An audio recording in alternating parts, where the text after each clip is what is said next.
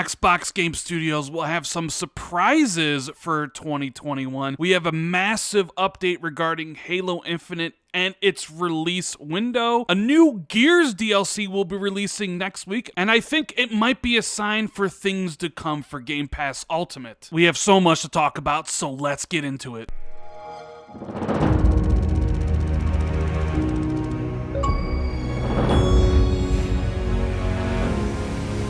What is going on, everybody? It's Randall Thor19, the man with the million, back again with another video. I hope everyone's having a fantastic day, and if you guys can do me a huge favor, make sure you hit that like and subscribe button, and please hit that notification bell. It means a lot to me, helps the channel grow. I really appreciate all the support, guys. It means the world to me. We have a massive video today talking about 3 separate topics. One of them, obviously, is 343 finally breaking their silence regarding Halo Infinite and giving us an updated release window. It's coming out at the fall of 2021, but there's a lot of very interesting information regarding the multiplayer and if there will be loot boxes or not, but clearly the onus was on how Halo Infinite looked, the graphics and all that stuff, which we'll be talking about a little bit later in the video. Then there's the brand new Gears 5 single player story DLC that will be releasing next week, and I think it could be a sign of things to come for Game Pass Ultimate. But first, I wanted to touch upon this Xbox Wire article that Xbox posted today that was talking a little bit about Xbox Game Pass monthly engagement in November, but more importantly, was kind of giving us a little sneak peek of what we can expect in 2021. And they mentioned that Xbox Game Studios still have some unannounced surprises that are going to release next year. So the article starts out with, you're also getting the most out of the Game Pass library compared to the prior year. In November, Xbox Game Pass monthly engagement more than doubled. We also saw over 1.6 million seamless upgrades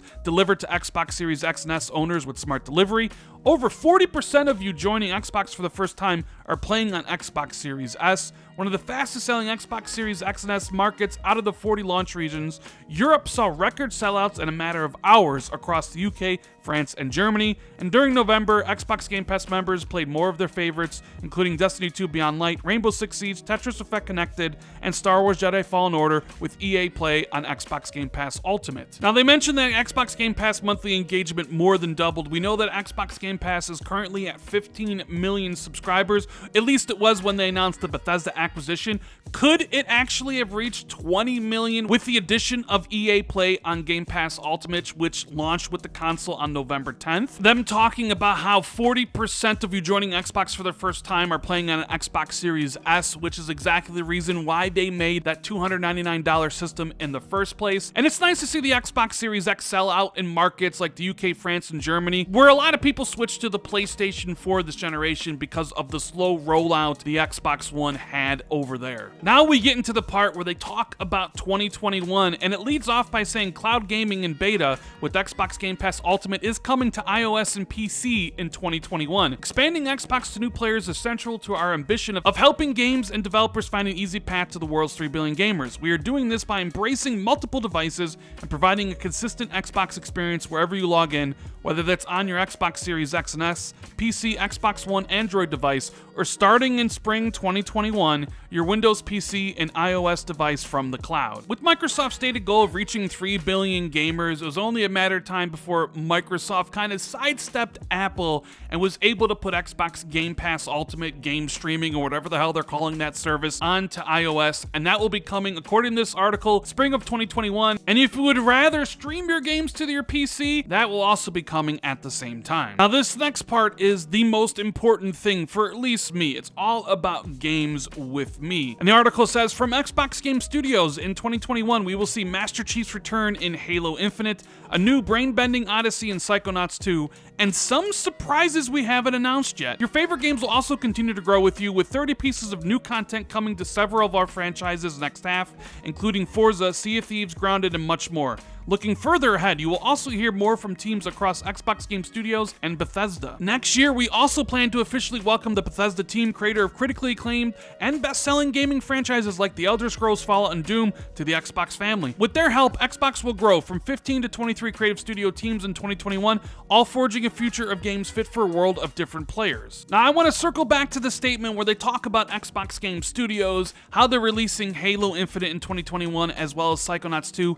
and that there are some some surprises they haven't announced yet. Is it tied to Bethesda in some way? There are rumors that Starfield might be releasing in 2021, maybe even Wolfenstein 3, although I really doubt that. I think Wolfenstein 3 is a 2022 game. But that sentence, and some surprises we haven't announced yet, does that mean games that are announced but just don't have their release window announced yet, or games that are completely unannounced? If it's the later, maybe Jeff Grubb's rumor about Forza Horizon 5 launching in 2021 could be correct, and that definitely would be a surprise that they haven't announced yet, because I can't imagine Forza Motorsport launching next year, or Hellblade, or Avowed, or Fable. I think a lot of those games are 2022 and beyond. But with Forza Horizon 5 potentially launching next year, and maybe a surprise title from Bethesda, 2021 could be a damn good year for Xbox. Now, next up, we absolutely are going to be talking about the Halo Infinite update that 343 gave yesterday, where they told us we can expect the game to launch fall of 2021, and gave us updates on the multiplayer, how there would be no loot boxes, which is amazing, and probably most importantly, at least to the people that were really let down by the graphical fidelity and lack of textures and Craig from the July Game Showcase demo, how they're improving the graphics for the fall release. So this massive update begins with an introduction by Joseph Staten, the creative director of Halo Infinite, and it's important because I'm going to end this section with another quote of his, which makes me so excited for Halo Infinite. Joseph Staten gets what makes Halo great. He says, "I was part of the Bungie team who made Halo CE, Halo 2, Halo 3, Halo 3 ODST, and Halo Reach. I came up with the design side of these projects, wearing many different hats over the years, including writer, cinematic director, creative director, even a voice for the grunts. After Reach shipped, I became a Halo fan, cheering on 343i from the sidelines, but I've spent the last 4 months immersing myself back into the Halo universe, and it's my honor as creative director to help our team ship Halo Infinite in fall 2021. Yep, that's when the game is coming out, and from now until then, every one of us at 343 and our great partner teams will be building, testing, and polishing an experience we hope all of you love. I joined 343 right as the team was wrestling with feedback from the July campaign demo. This discussion boiled down to one fundamental truth: we needed more time to do things right. That included pushing hard in the fall, giving the team time to recharge over the holidays, and then coming back in January to finish the game at a healthy pace. Because Halo Infinite in the fall of 2021 is just the beginning of the venture. And let me give you my guess of the exact release date for Halo Infinite.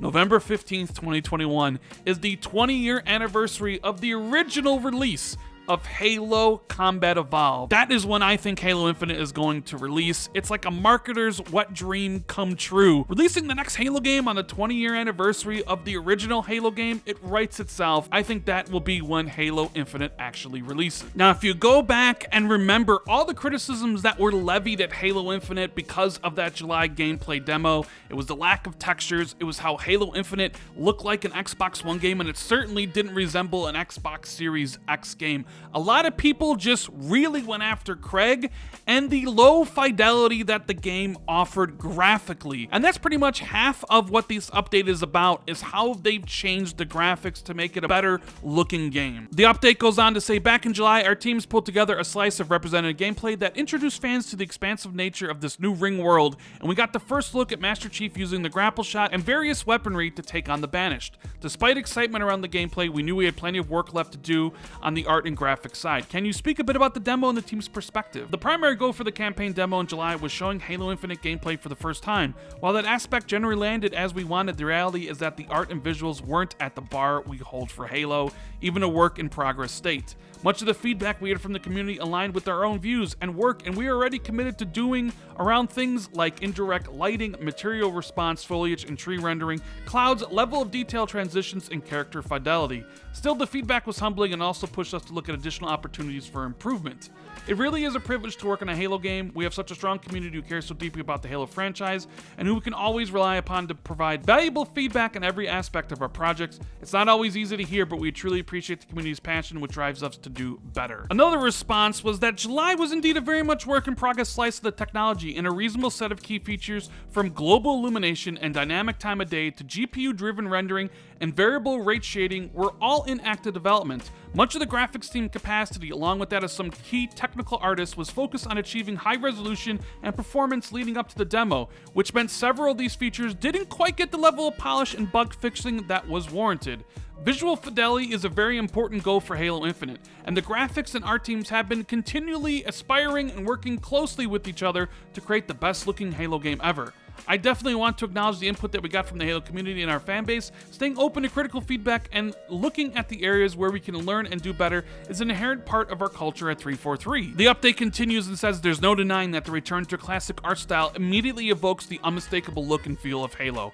When it comes to visual fidelity, the team has been making progress since July, as we can see in some of the latest images we're sharing here today. Can you talk about some of the specific areas the team has been working on? And the response was, on the graphics technology front, we have made improvements along with fixing bugs that were inherent to some of the techniques, as well as iterating and polishing the features that were still in development. Some of the key areas of progress include better quality of global illumination, ambient occlusion, shadows, volumetric lighting, sky, and atmosphere. We have also addressed issues with our GPU-driven rendering and texture streaming solution that should mitigate the LOD popping and texture quality issues that were prevalent in the July demo. There's more to be done, of course, and we're actively partnering with Neil's and Spart's teams to drive the visual quality forward from both an engineering as well as an artistic front. In addition to the graphics tech changes, we have made a lot of improvements on the art content side across all disciplines such as environment lighting, weapons, FX, and more. There's too much to cover here, but I'll just talk about some of the impactful changes in my mind. Firstly, there's been a lot of work done retuning our dynamic lighting values to add more punch and contrast to the image. These included adjustments to our sun intensity, fog and atmosphere, and the addition of color grading, which did not make it into the July gameplay demo. We've improved some of our materials to get more specular response, more wear and tear in weapons and vehicles, more fidelity in our characters, and more macro breakup on large surfaces like rocks, terrain, and the hex walls. We're now also getting more of textural detail coming through the final frame thanks to the sharpening process that our graphics team have added. This helps offset some of the natural blurring of temporal anti-aliasing, and it certainly helps our assets shine. We're eager to show the progress the team has made in the campaign as soon as we can, but we want to make sure we have all the right pieces coming together, and this can be tricky with a lot of moving parts and expansive world of this scope. We know everyone is keen to see more, and we look forward to sharing more in future updates in the months ahead. As you already can tell, this is a massive update, and they are really going in on how much has changed since the July gameplay demo. But one character has kind of taken the internet by storm, and that's Craig.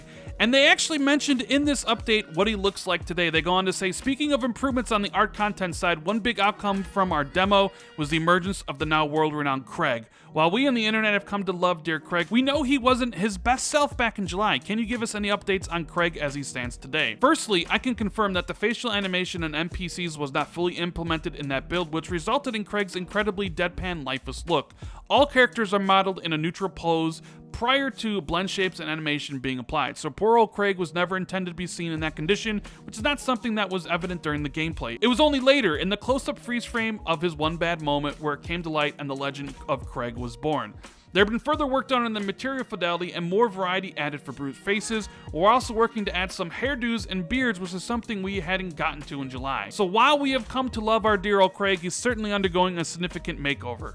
Craig isn't the only model to see improvements though. There have been significant changes to other characters and 3D models as we continue to evolve and polish our content, some of which can be seen in the Spartan and weapon renders being shared today. Now I know this video is getting really long, but I needed to talk about this Halo Infinite update. You really get a sense that the game wasn't ready to be shown off at the July Game Showcase, and that delaying it the full year is exactly what this game needed. I think whenever they do show it again, and when it does launch, in my opinion, on November 15, 2021, it's going to look completely different, or at least significantly better than what the July gameplay demo actually showcased. And they also talked a little bit about the multiplayer, but I'm just going to focus on something that I think is incredibly important, that people have said to me is like, hey Rand, this game is free to play. Is it going to have loot boxes? Can you actually spend money and become more powerful? And they directly address that in this update. They went on to say that if someone invests their time or money in the game, they should understand what they're getting, and that'll be worth more than the investment. Examples of this in practice include no loot boxes, either through engagement or any premium route, and we're not selling power or giving unfair advantage in-game via any route. They continue on to say, combined with our engagement pillar, we want to be clear about how to earn rewards. Most of all, we want to bring the best set of cosmetic-only rewards for Halo.